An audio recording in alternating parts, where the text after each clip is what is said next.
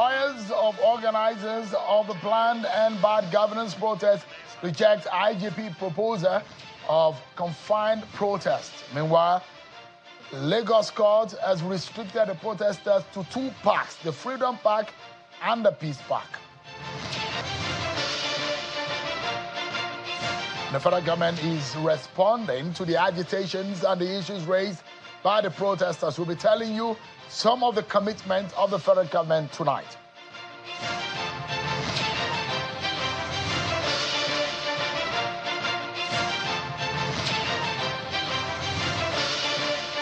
Hello everyone, welcome to the program.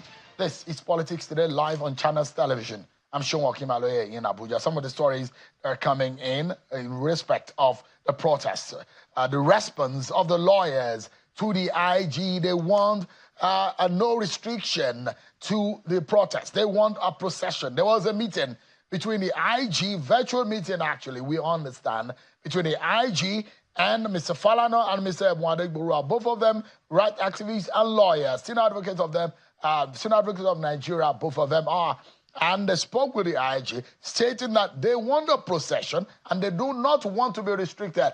Well, in a twist, a dramatic twist, the Lagos court has said protesters in the city of Lagos can only protest in two places, Freedom Park and Peace Park. We'll be giving you details on those tonight on the program. But of course, I have a special guest on the program, one of the traditional rulers, one of the first-class traditional rulers in the country to speak to us on the program tonight. But of course, we'll be speaking, I'm hearing also from one of the leaders of opposition in Nigeria, and we'll be hearing the state of the nation and how we need to go. But first and foremost, let me serve you with some of your top political stories in the land today.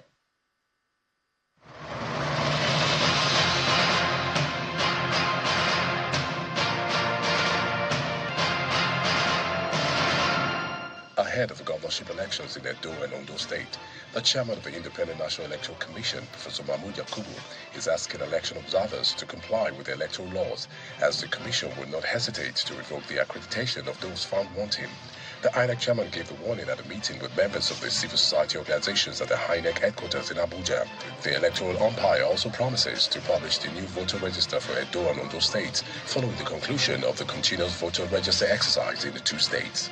I wish to reiterate that the Commission reserves the right to revoke the accreditation of any individual observer or observer group that violates the Code of Conduct for election observation. To Bayelsa State, where Governor Doyodiri is advising youths to refrain from participating in protests, which he believes are being orchestrated by unsuccessful politicians. The governor made his appeal during a Security Council meeting with heads of various security agencies in the state. Citing security reports at his disposal, Governor Diri indicated that certain politicians who were defeated in the 2023 governorship elections are instigating youths to engage in protests that could potentially lead to property destruction. We cannot, because of some temporary problems that we have, bring down our country, bring down our states. Also in Ondo State, Governor Lucky Aiyedatiwa has made a passionate appeal to youths of the state to avoid partaking in any protests that could lead to violence. Mr. Aiyedatiwa, who was speaking at a meeting with some youth leaders across the state in Akure, the state capital, appeals to those planning to protest to embrace peaceful dialogue and also exercise patience for the laudable programs of the federal government to yield results. We don't want any violence in the news, and that we want to prevent protests from taking place. The Ogun State chapter of the National Rescue Movement has inaugurated the state executives with Mr. Olujobi Ezekiel as the state chairman, while Mr. Egberongbe Adebenga was sworn in as the secretary of the party in the state. At the inaugural ceremony held in Abeokuta, the state capital, the chairman of the party called for a collective effort to bring about a new era of change in the country. The new state chairman in his acceptance address notes that Nigeria's stagnation is as a result of transactional politicians who have hindered the nation's progress, just as he asked Nigerians to take ownership of nation building, that the country must not end in a total collapse. Nothing stopping Nigeria to be among the best 10 countries in the world and the best country in Africa. Lastly, the Martin Amewule-led Rivers State House of Assembly has commended President Tinubu for signing the new minimum wage bill into law. This followed a motion by the member representing Asari Toru 2 constituency, Mr. Enemy George, at today's plenary. They also resolved to appeal to the organizers of the upcoming August 1st planned nationwide protest to share of their plans and instead resort to dialogue so that it doesn't get hijacked and lead to violence.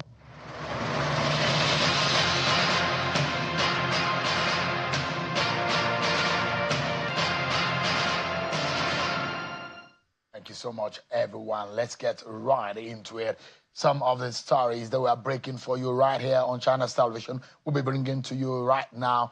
Organizers of the planned End Bad Governance nationwide protest slated for the 1st of August through the 10th of August have rejected a proposal by the Inspector General of Police, Mr. Kade Egbeto, for a confined protest.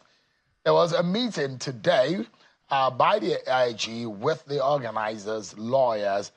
They're suggesting that there might be a confined protest in the early communication between the IG and the public.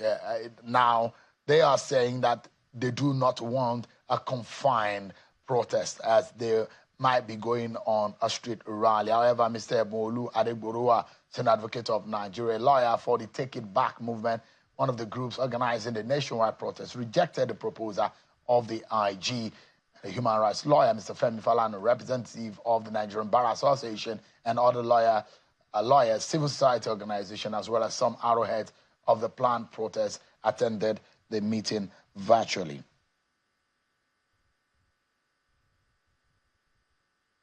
While the police, of course, have emphasized the need for law and order during the planned protest. And it's said by the Force Public Relations Officer, Mr.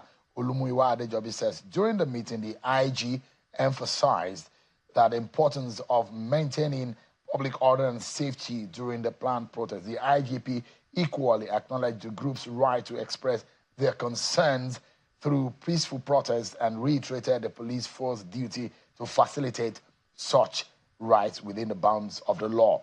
But what we now know is that a Lagos court has now restricted the protest in Lagos to Freedom Park and Peace Park. The Lagos High Court has granted an ex parte application filed by the Lagos State Attorney General, Senior Advocate of Nigeria, Mr. Lawal Pedro, seeking to restrict the proposed August the 1st nationwide protest in Lagos to the Gani Fawayimi Freedom Park in Ojota and the Peace Park in Ketu. Justice Emmanuel Ogundare granted the order of preemptive remedy by way of interim injunction to restrict the defendants from converging and carrying out the proposed protest in Lagos from the 1st of August to the 10th, except in the two approved locations from 8 a.m. to 6 p.m.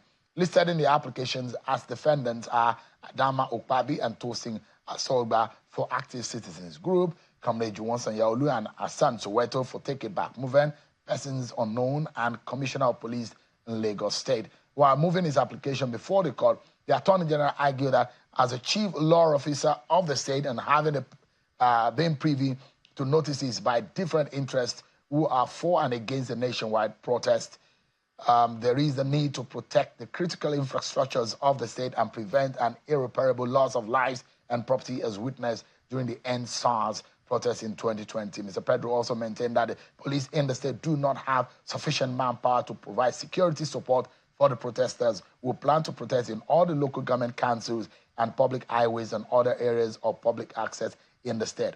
Some of the news just in that we're telling you right now. Planned nationwide protest in Lagos has been restricted to 2 parks in Lagos. Of course, we can tell you that the federal government has called for calm on the proposed nationwide protest, and it had created centers across the country where Nigerians can now purchase a 50 kg bag of rice for 40,000 naira. Let's take a listen to the Minister of Information when he gave this hint. Most of the demands that the protesters are making are actually being addressed by the federal government.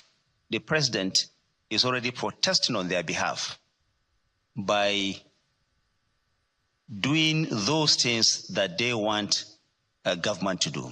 For example, the effort that government is making in ensuring that food is being made available.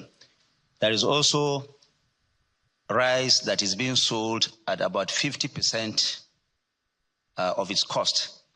Centers have been created so that those who need this rice can go there and buy this rice at 40,000 naira. In the first instance, about 10 trucks are being made available to each of these states. Government has not pretended that these supplies are indeed enough, but these are necessary first steps that are being made. That's the Ministry of Information, Mohammed Malagi. Well, there seems to be some wider consultations, meetings, and different circles. So today, Southern traditional rulers met in Owerri, the capital of Imo State, where they discussed the state of the nation.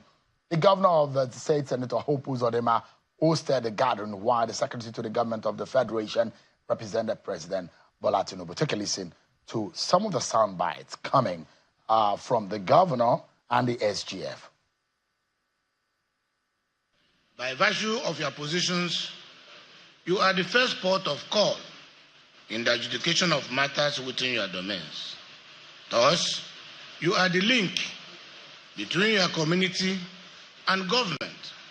In most cases, you are the custodians of the cultures of your communities, and therefore in a position to enforce law and order. All these make you very powerful. But you must always exercise this power with the fear of God. You must not be shy of advancing the cause of Southern unity and the overall unity of Nigeria.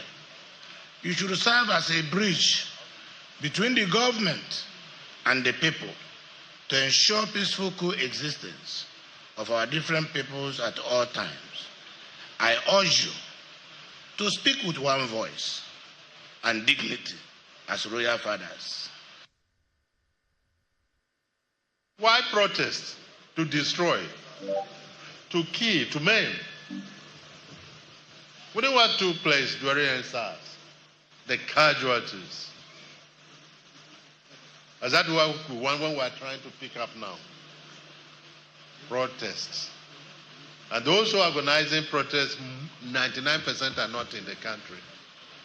They're outside. If you check at airports, the flights are fully booked. People are running. Those people who are pushing others to go and protest are running away. But government will never succumb to blackmail. That's the truth. I want to appeal to you to speak to your children to keep away from this. It's not worth it. Through constructive engagement, we're able to work out the minimum wage for Nigerian workers. All right, then. The SGF, the governor of Imo State, Hope Uzodinma, you heard them there. The traditional rulers are there.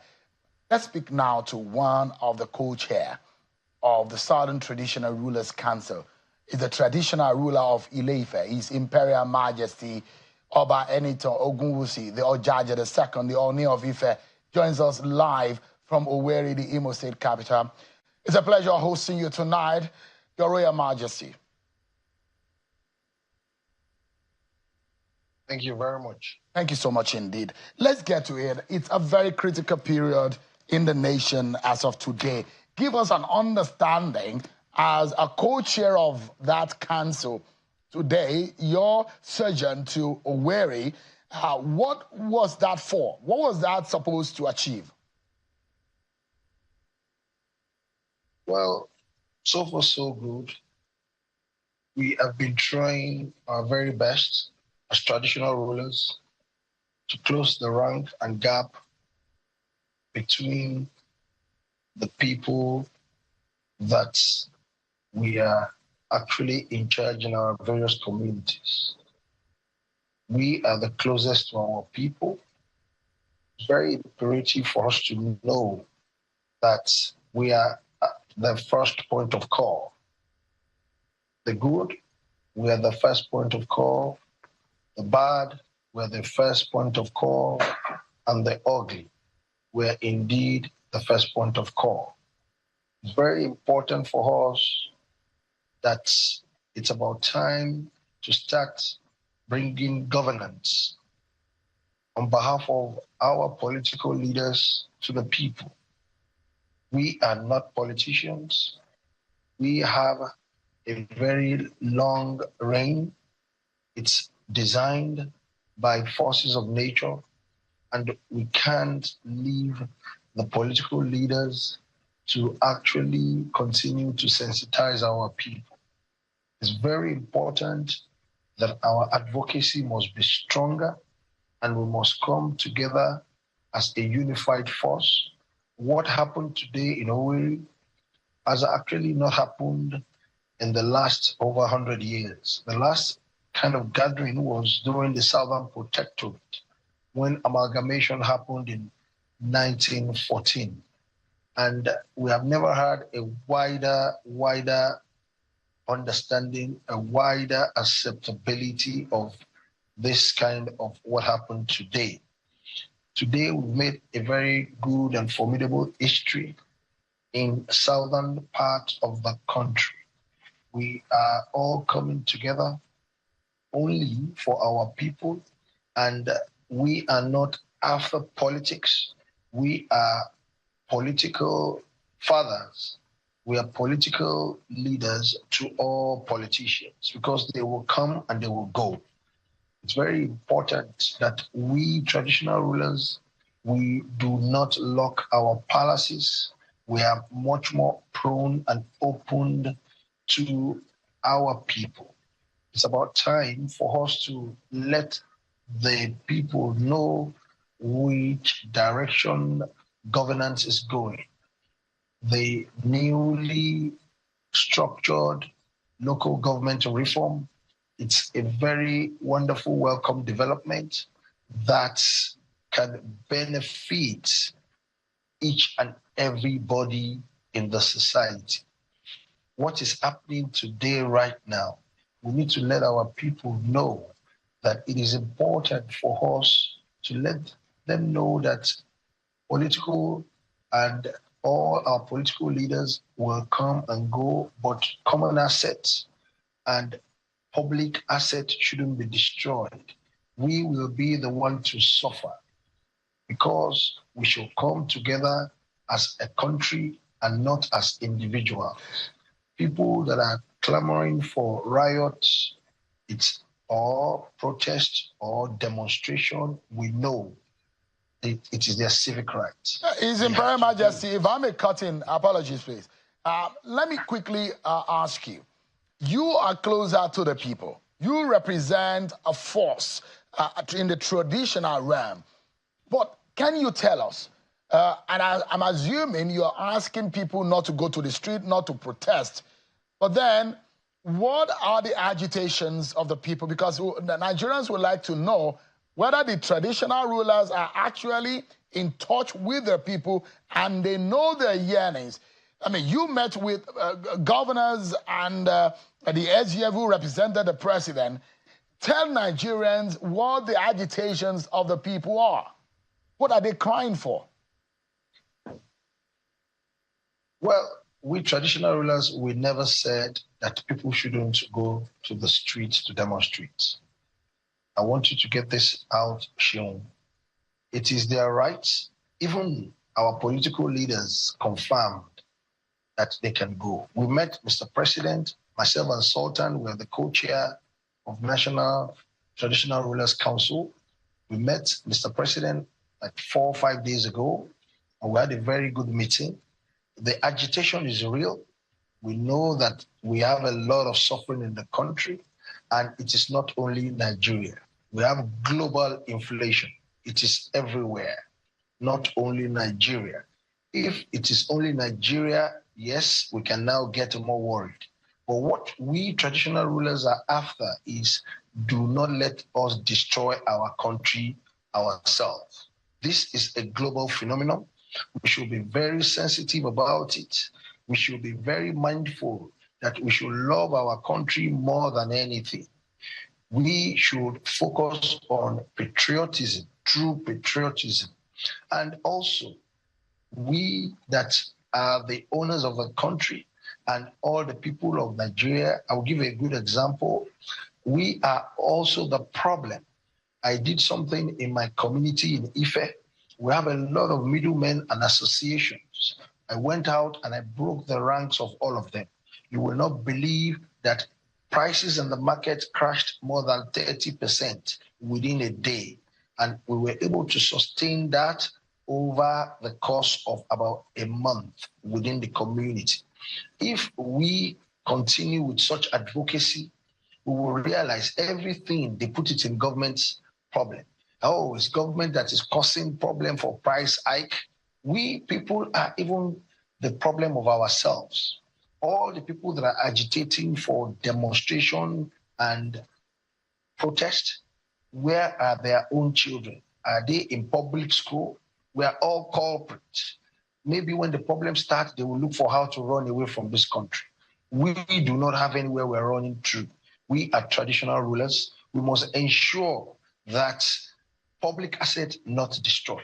And we must ensure that appeal so that they can give government, the current government, a little bit of time, since it's a global thing, so that they can give them time to actually correct things. That's why we're coming together as Southern traditional rulers for the first time. So let me ask, what solutions are you proffering to the federal government? Because on one hand, the people are asking government for transparency, accountability, good governance. And they're asking them that what you told us you will do at the campaigns, have you delivered on them? Now, you are the middleman in quote, in the sense that you are that level, you are closer to the people, in fact, more than the local government authorities. You should have solutions. Part of the solution that you suggested at your meeting today, can you mention one or two of them tonight? Number one, thank you very much. The solution is very not far-fetched. Number one is patience. The government, we've engaged them. We have let them know that it is real. It is indeed a lot of Nigerian citizens are not happy. The scene is getting wider. The disparity between the upper class and the lowest of the lowest class getting wider. People cannot go to their farms because of security. A lot of things are happening that are so intense in terms of poverty and in terms of hunger.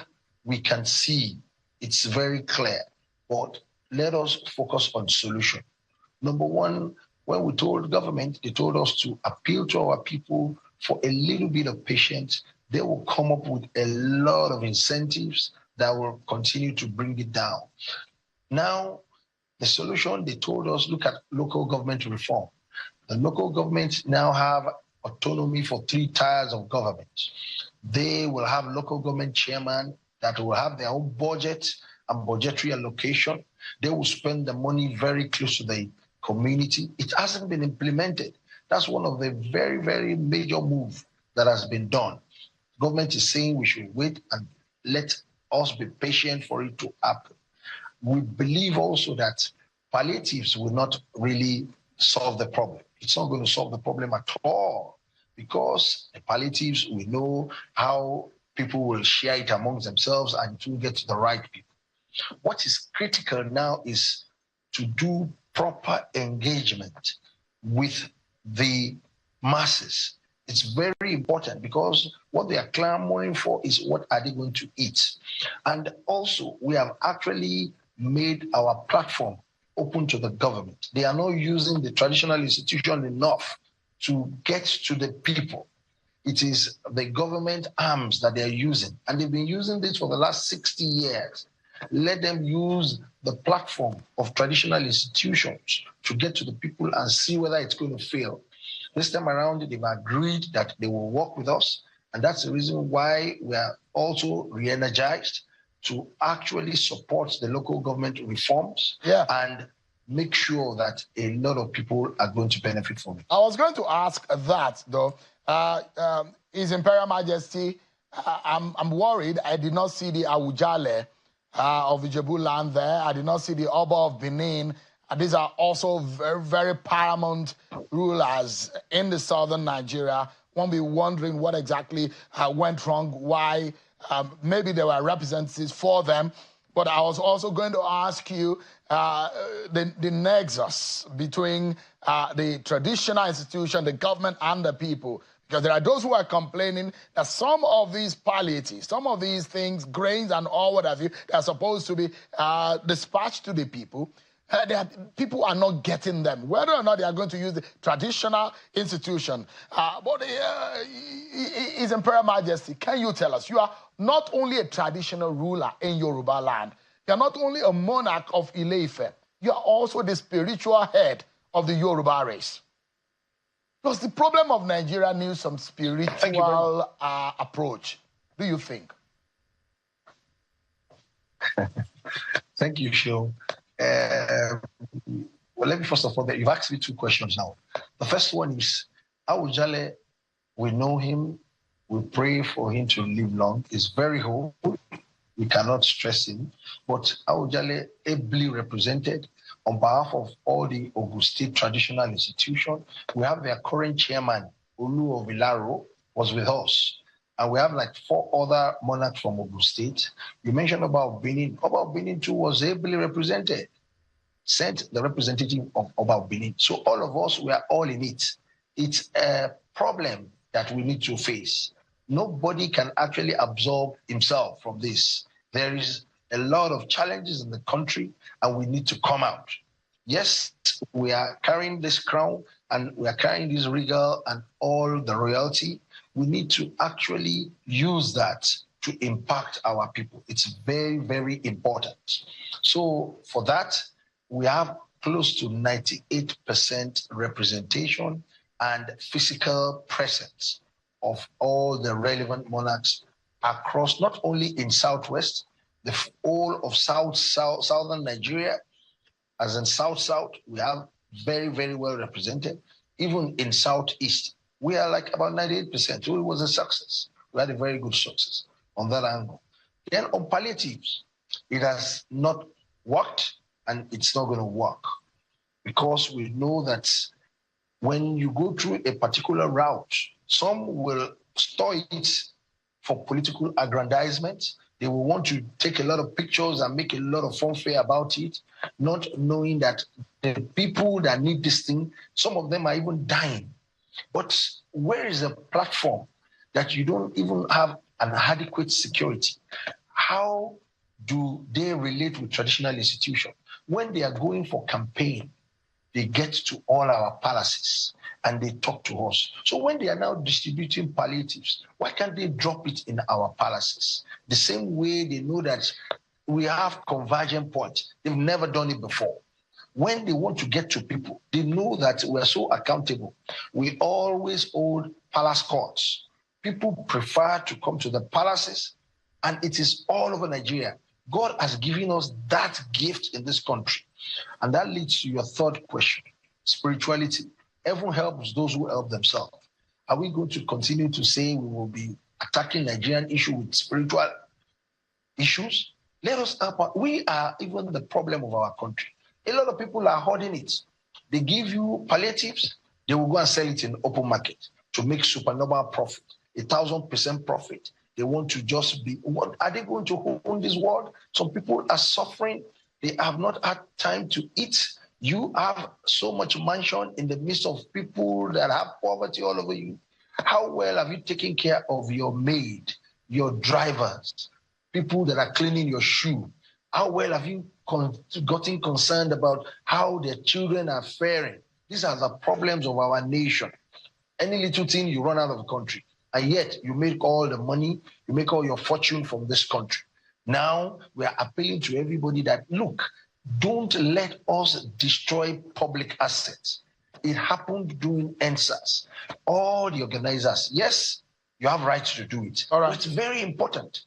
Are you going to save the normal human being on the street? No. Once it goes wrong, you will all find your way out of the country. We don't have anywhere to go as traditional rulers. Thank you so much. A question with a Nasu, but in a triple barrel manner, and which you have been able to handle very well. Thank you so much for your spiritual and traditional presence on the program tonight. His Imperial Majesty, the Oba Adeyeye Enitan Babatunde Ogunwusi, the Ojaja II, the traditional and monarch of Ile-Ife. Thank you so much indeed for your time tonight. I appreciate it. Thank you very much. I appreciate it. Now, from the traditional head, we're getting another royal head to be talking to us, interestingly. He's a bit more into politics. Well, I'll be joined on the program next by Prince Malik Ado Ibrahim. He was a presidential candidate of the YPP in the 2023 presidential election. And we shall be looking at the state of the nation and the way forward for our country. We'll be right back, everyone. Join us again.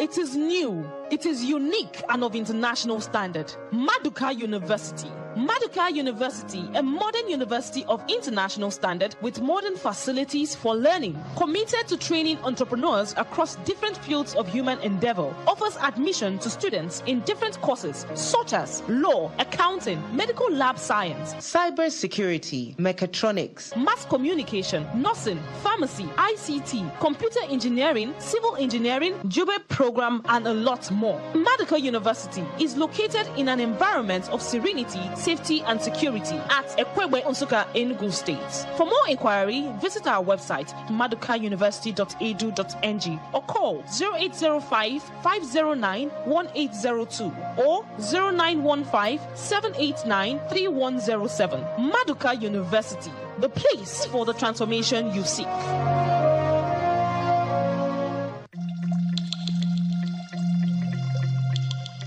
The Duchess International Hospital caters to every aspect of the family's health needs. A one-stop shop for maternity and child health services, emergency medicine and critical care, medical and surgical subspecialties, dental and eye care, and a range of other subspecialties and services, all available at a single location right here in the heart of Ikeja. And it really doesn't matter if you're paying out of pocket using your HMO or private insurance. We focus completely on providing that world-class affordable healthcare for all the family at all times.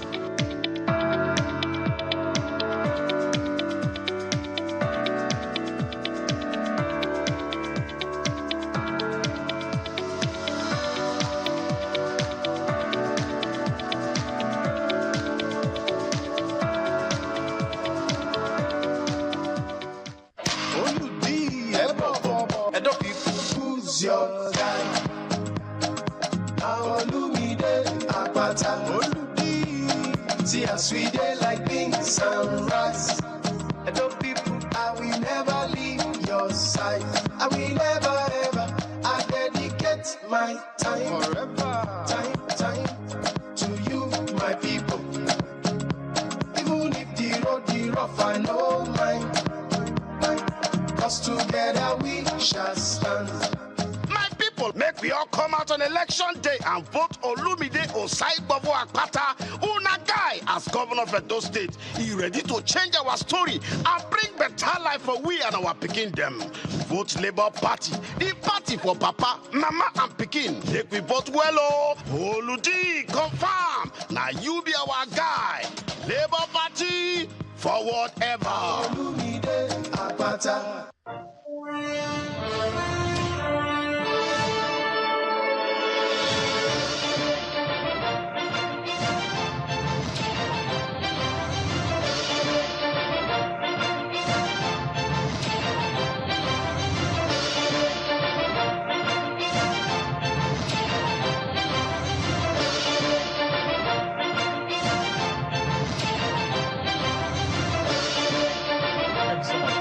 Let's get back to the conversation. I'm now being joined by the YPP presidential candidate in the 2023 presidential election, Prince Malik Ado Ibrahim. Thank you so much indeed for joining us tonight. Thank you, Shane. What do you make about the state of the nation as we speak today? It does look like youth of the country. It's a section of them wanting to go to the street agitated. They say they want to go on a hunger protest and end bad governance. What do you make of that? I mean, first of all, it's their constitutional right to be able to go and confront government if they're unhappy. The issue really is, can you do it in a way that is not destructive to the nation? And I think that's where the fear is. As a opposition to this government, this party in power, we talked about this at the beginning of the electoral cycle, that the 4 things that will bring this nation to its knees, and we're seeing everything we talked about come to bear. This has been it's a 4-year journey, and we're in the first year of this 4-year journey. And I think the part of the problem is the government of the day has not enunciated its issues.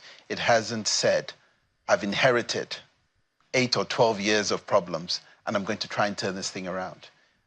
It hasn't been vocal about what it's doing. The communication skills are very poor. The image, the options that you have are there to be able to tell the public and the national unity of this country that, look, it's a big boat to turn around. It's going to take me some time. And you're going to have problems. Everybody's asking for patience. Patience is a virtue that you get when you know that the person you're being patient about has a plan to succeed. President Tinubu is the president of this country. He's elected for a 4-year term. If anybody is going to try to use these sorts of protests to dislodge an elected government of this country, that's treachery as far as I'm concerned. It's a choice we had. The choice was made wrongly or rightly. The protests at the ballot box, not necessarily in the street to cause destruction or to bring the government down, to bring the country down to its knees. So let's say you even succeed. Do you want to inherit a country that is on its knees? Do you want to inherit problems? Let's get to the point where we can protest at the ballot box and then make that change. So the anger should not be on the street. Rather, anger should be on at the ballot. I don't think there's necessary room for anger. We want to express but when our people issues. Are hungry, and they're going to be angry. Well, hunger and anger will come hand in hand. The issue is, why are you leaving it to the last moment? So this is my problem with this. We've got 48 hours before what is being called impending doom and gloom. What happened when they gave you this notice 30 days ago? When you knew this was going to happen, what steps were taken? How did you communicate all these things? We're now pushing and prodding to look for ways in which we can resolve a problem that could have been at least ameliorated 30 days ago or within the last 30 days. Communication skills are very poor in this administration. And I would have said to Mr. President, please come out and tell us your plan. I mean, what we imagine that, okay, I'd like to ask you, you have identified a flaw and the vulnerability of this government in the messaging of their agenda. You say that communication is very poor. I mean, I wouldn't even go into strategic communication because that's a senior brother to a pure communication. Yes. So the question is it a problem of performance or policies or pure problem of not being able to communicate whatever this government has done? You know, it's easy to criticize the government in power. And that's not, you know, we're looking for solutions, not to critique things in a bad way. There are things this administration is doing right, but it hasn't even enunciated this. It hasn't even come out and say, look, I'll give you an example. We're looking at the school loans. The NEL Fund. Fantastic, brilliant program to be able to come out. But as I was told, 70% of that program is being, you know, absorbed by the North. The North has taken, this is the most impoverished part of this country, and it realizes it needs education. Why hasn't the government come out and used that as a positive propaganda? This is what I'm doing, this is what we're doing. It's not, it's not even projecting its positives. So what is missing is statecraft. They're acting like a state government rather than a federal government. You put in people in place that understand how to run a state, but not to run a country. It's a different communication skill. Statecraft is needed. Who are we as Nigerians today? We haven't been able to enunciate that. I don't know. I could tell you what we were 20 years ago. We were an oil and gas country going forward and pushing this. Before that, we were a very strong military country that helped liberate countries like Liberia and Sierra Leone. But who are we and what are we today can really poorly be described as a country that is going nowhere and has no rudder, no vision. The next 3 years is a key point in which this administration needs to get Nigeria on its feet. The problems of today can be solved for today. But if you do not make those concrete changes and they don't give you the notice the next time, you're really going to have a massive problem. Now they're telling you we're coming. Next time you may not get that notice. So this should be a warning shot across the bow of this administration. Get your act together, put the right kind of people, make changes before you're forced on by, a protest or, bad publicity globally like Kenya did. He made the changes after the protest. Mr. President, make the changes before and show that you have those leadership skills that Nigeria wants. Hopefulness, not hopelessness. Well, that's one of the things that this government, the Bola Tinubu ticket preached, hope. Yes. They say renewed hope. I'm imagining that in the thinking of the crafters of the campaign was the fact that there was a dashed hope at some point. Well, I imagine that in 2015, the party preached change. And maybe they thought that the hope of Nigerians were dashed with the Buhari government, and they are coming with the title, The Renewed Hope. And the question will be, yes, there are a lot of, and I personally analyze critically Nigeria vis-a-vis some other countries of the world. I look at South Africa, look at Egypt, look at Kenya, look at Rwanda, compared also to the likes of Egypt, Germany, France, the United States, the United Kingdom.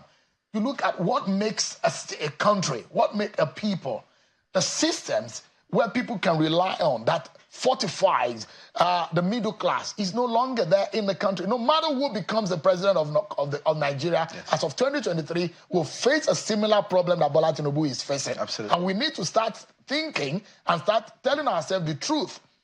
In a situation where you want to buy a house, you have to go get millions of naira before you can own a home. In other climes, it doesn't work like that. You want to do any other thing, you have to get all of the money. The salaries can't even take you to buy anything that you want. In other climes, you want to buy a mobile phone, you just need a little money, and then you pay over, you prorate the payment. There is no social safety net in this country. The middle class is diminished. The SMEs are not working, are not functioning. The purchasing power of the average person isn't working. We have a system that is majorly a rent economy. So in the first place, we have a nation that is on the precipice in terms of our economy and our structure. Anybody who became the president of Nigeria in 2023 will face a problem. Absolutely. In fact, 30, 40 years ago would have been the same issue. The question is that we need to fundamentally go to the foundation. Do you think with the policies of Bola Tinubu and the government, they are touching on some of these fundamentals that I mentioned? I think, first of all, you've got to be able to critique Nigeria the way you have if you come into office. And from all intents and purposes and lack of communication, we don't see that.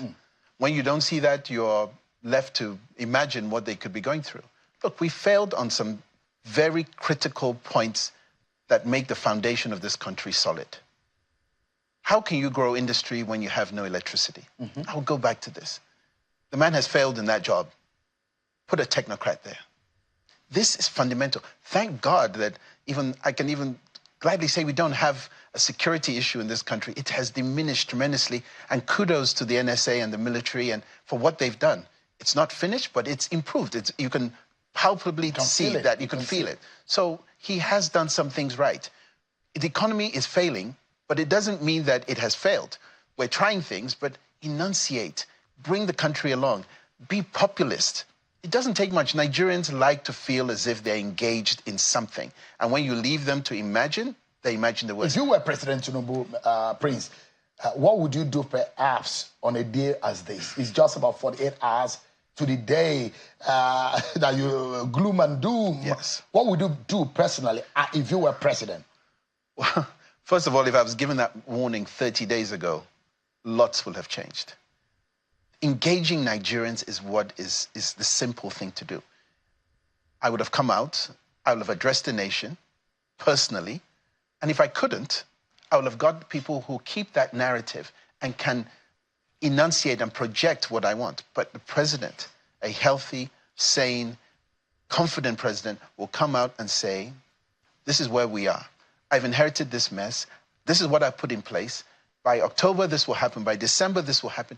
Give me some milestones that I can feel comfortable. Yes, my president can hear me. You need empathy to rule Nigeria. You must feel everything. It's not a state governor. A state governor rules in a very jagged version. He almost wants to, scare you into feeling that you are being helped.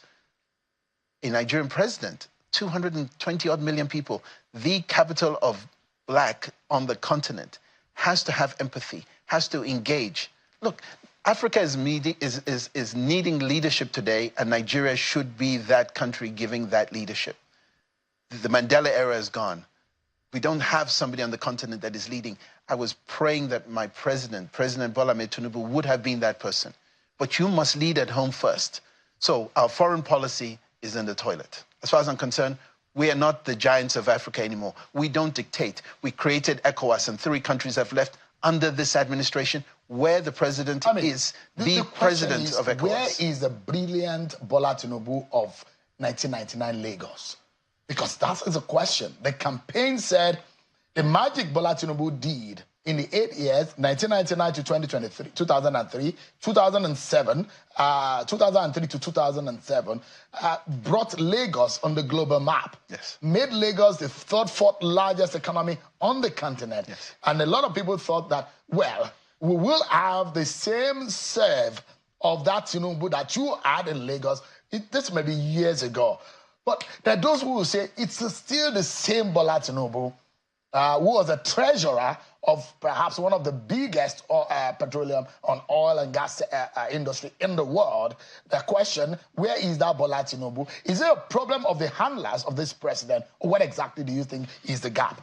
Well, I would love to get the Bola Tinubu pre-1999 because he'll have been in the streets protesting.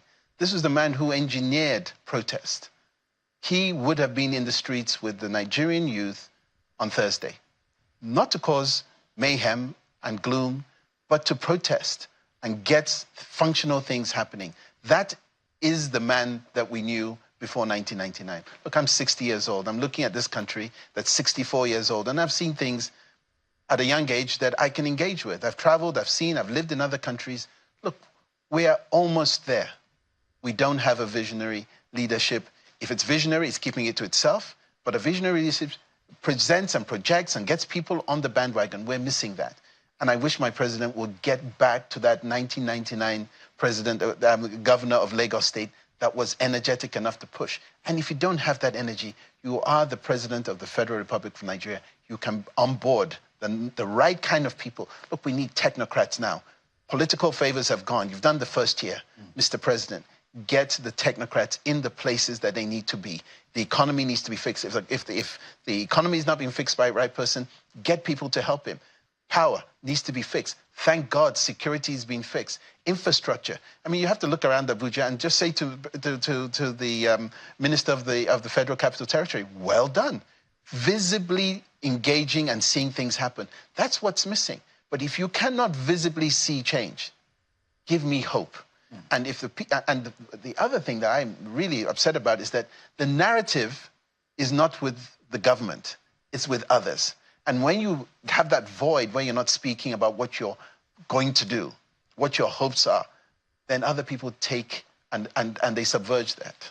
I'd like you to conclude. And yeah, you've spoken to the government and the president. There is the other side. These are we, the Nigerian, the citizen. Yes. What would you say on a day as this to the Nigerian people?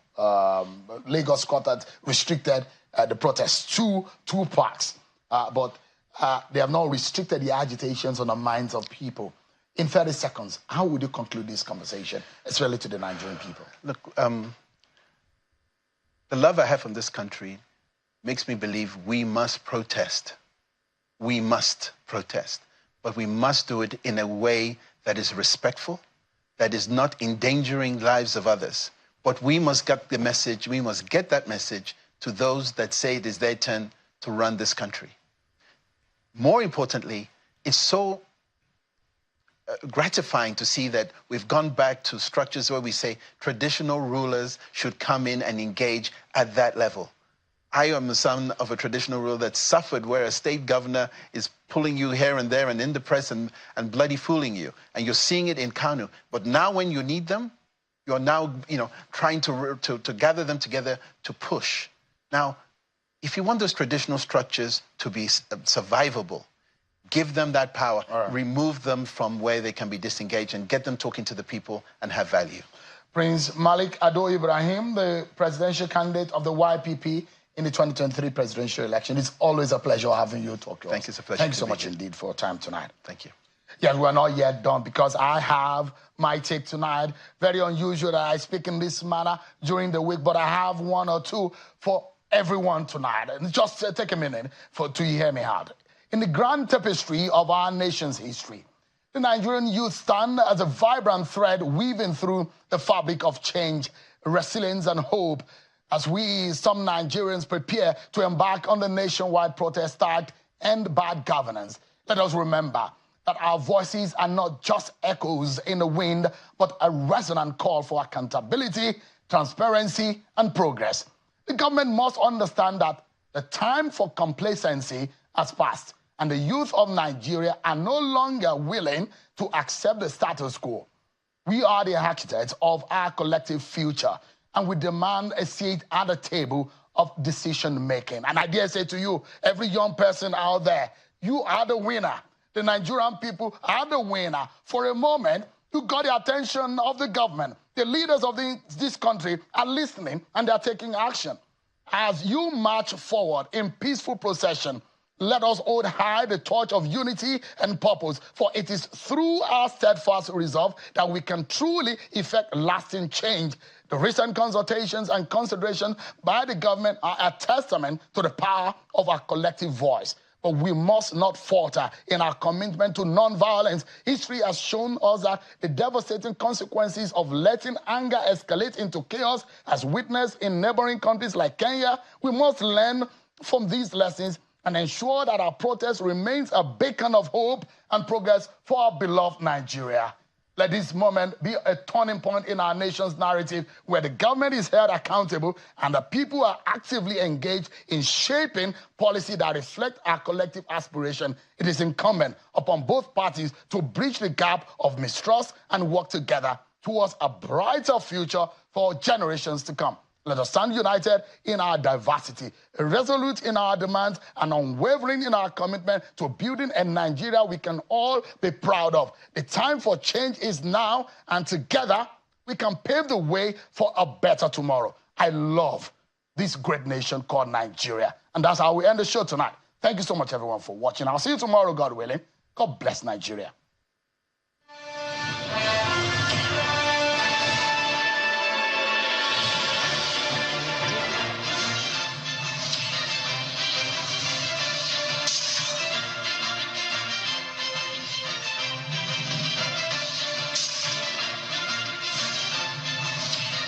Did you know you can access electoral information with just a click?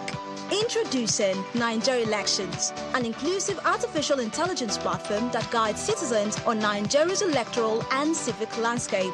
Say bye to misinformation and disinformation. Visit www.nigeriaelections.ng today. Nigeria Elections, addressing democratic questions.